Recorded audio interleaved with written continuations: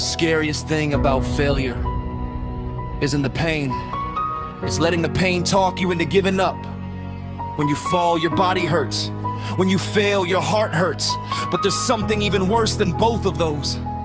Something that lives in the quiet darkness after a loss, whispering in a voice that sounds a whole lot like your own mind. That thing is giving up. It's not failure that breaks people. It's that silent decision to just not get back up. Pain is just passing through. Look, pain is real. Nobody's saying it isn't. When you pour everything you've got into a project and it crashes. When you trust someone and they let you down. When you dream about a future and it gets yanked away. That pain shows up and it hits hard. But no matter how heavy it feels, pain is a visitor, not a roommate. Your body is literally built to heal. Your mind is built to bounce back. That wound burning you today, give it time and it turns into a scar. And a scar isn't a sign of weakness. It's proof that you fought and you're still here. Feeling pain doesn't mean something's wrong with you.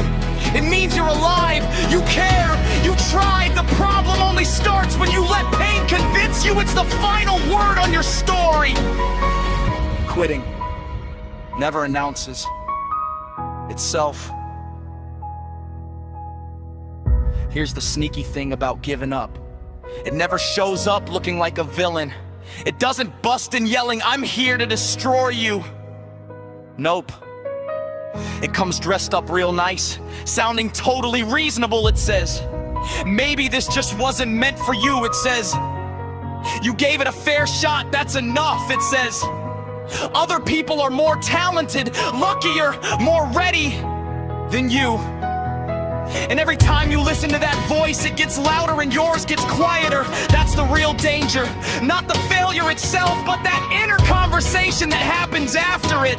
That's where pain hijacks your weak moment and turns one single loss into a permanent identity. Failure is just one moment in your story. Quitting is the only decision that actually makes it the ending.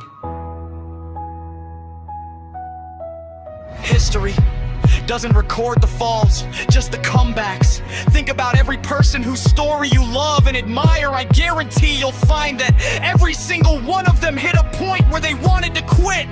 Thomas Edison ran thousands of failed experiments before he lit up the world. J.K. Rowling was a single mom on welfare, getting rejection after rejection for Harry Potter. Muhammad Ali lost his titles, went to prison, and came back to reclaim everything. What they all have in common isn't that they never failed. It's that they flat out refused to let pain make their decisions for them. They didn't pretend it didn't hurt. They said, "Yeah, it hurts, and I'm going anyway." Stopping and quitting are not the same thing. This is important, so listen up. Stopping sometimes is smart. Quitting always costs you something. Taking a breather, rethinking your approach, switching directions, that's not quitting. That's being smart about the game. But stopping because the pain convinced you that you don't deserve to try, that you weren't built for success, that starting was a mistake in the first place. That's quitting. The first guy shuffles his cards and plays another hand. The second throws the cards down and walks out. Only you know deep down which one you're doing. You get to choose what the story means. Every time things go south, you've got two options sitting right in front of you. Option one, I failed, so I'm a failure. Option two, I failed, so I've got something to learn. The first one slams doors shut. The second one cracks windows open.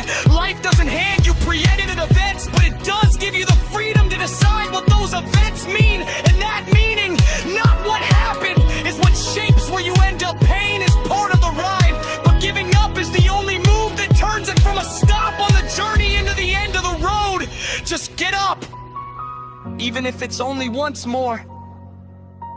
Nobody's asking you to be some superhero who feels nothing. We're just asking for one thing. Get up one more time. Not 1,000 times, not tomorrow with a perfect plan and unshakable motivation. Just now. Once.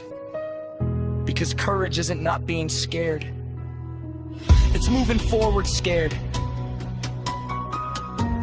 And every single time you get up after going down, you're building something inside yourself that no outside failure can ever knock over. The belief that you can rise. And once that belief really takes root in you, it becomes stronger than any obstacle that's ever coming your way. Failure hurts. Yeah, but it doesn't decide anything you do. So don't let one moment of pain write the ending of a story that isn't finished yet. Gone.